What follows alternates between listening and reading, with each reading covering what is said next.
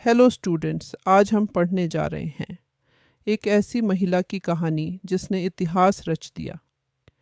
ये कहानी है बछेंद्री पाल की, जो भारत की पहली महिला बनी जिन्होंने दुनिया की सबसे ऊंची चोटी माउंट एवरेस्ट पर चढ़ाई की।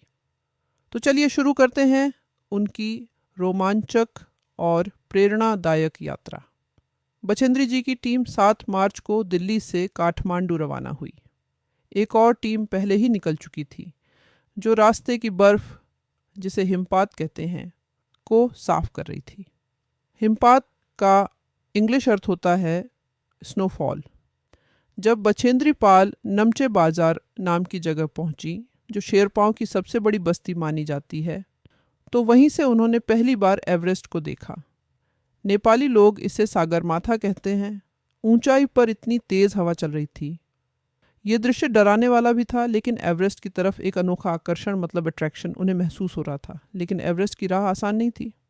पेरिच नाम की जगह पर उन्हें यह विषण खबर मिली कि एक शेरपा की हिमस्खलन से मौत हो गई। हिमस्खलन मतलब बर्फ का गिरना, या इंग्लिश में एवलांच। टीम के सब लोग उदास हो गए, पर उनके लीडर कर्नल खुल्लर ने कहा कि एवरेस्ट की चढ़ाई में खतरे और मौत को भी सहज भाव से स्वीकार करना पड़ता है।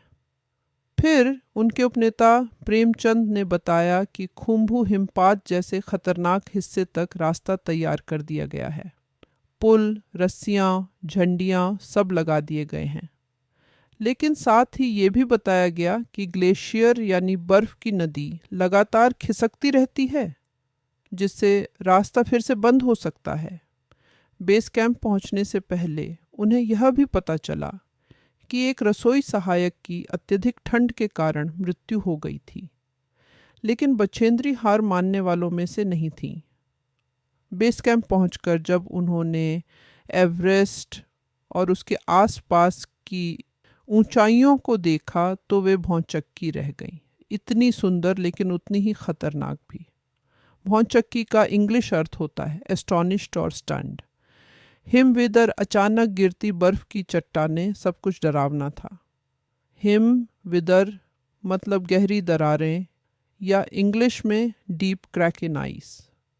डॉक्टर मीनू मेहता ने टीम को सिखाया कि कैसे रस्सियों से रास्ते बनाए जाते हैं और अस्थायी पुलों से सामान लाया ले जाया जाता है।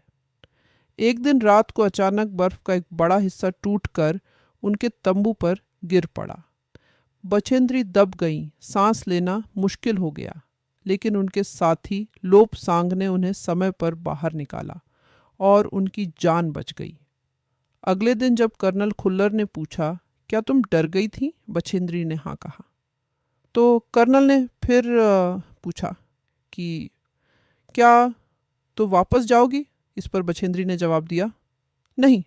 इस जवाब से साफ था कि वे सच्ची पर्वतारोही हैं, यानी पहाड़ों से हार नहीं मानने वाली।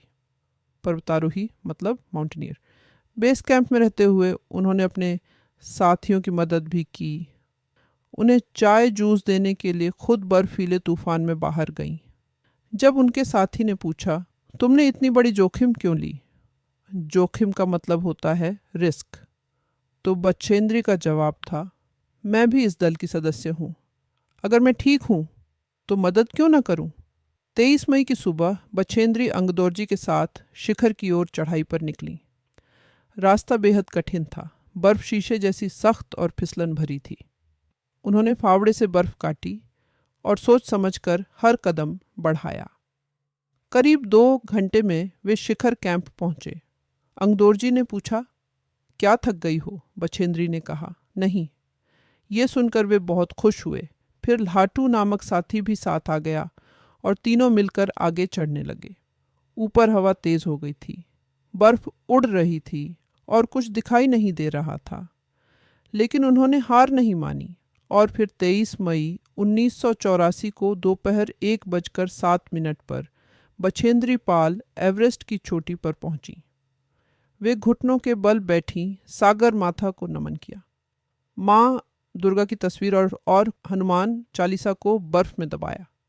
ये उनकी श्रद्धा और देश प्रेम का प्रतीक था। अंगदोर्जी ने उन्हें गले लगाया और कहा, दीदी तुमने बहुत अच्छी चढ़ाई की। कर्नल खुल्लर ने वॉकी टॉकी पर कहा, देश को तुम पर गर्व है। अब तुम जिस दुनिया में लौटोगी वो पहले जैसी नहीं होगी। तो स्टूडेंट्स, बछेंद्री पाल की ये कहानी सिर्फ एवरेस्ट पर चढ़ने की नहीं है, ये है हिम्मत, लगन और आत्मविश्वास की मिसाल। अगर आपको यह वीडियो पसंद आया हो तो इसे लाइक करें, अपने दोस्तों के साथ वीडियो शेयर करें और ऐसे ही एजुकेशनल वीडियोस के लिए हमारे चैनल को सब्सक्राइब करें। मिलते हैं अगले वीडियो में, तब तक के लिए धन्यवाद।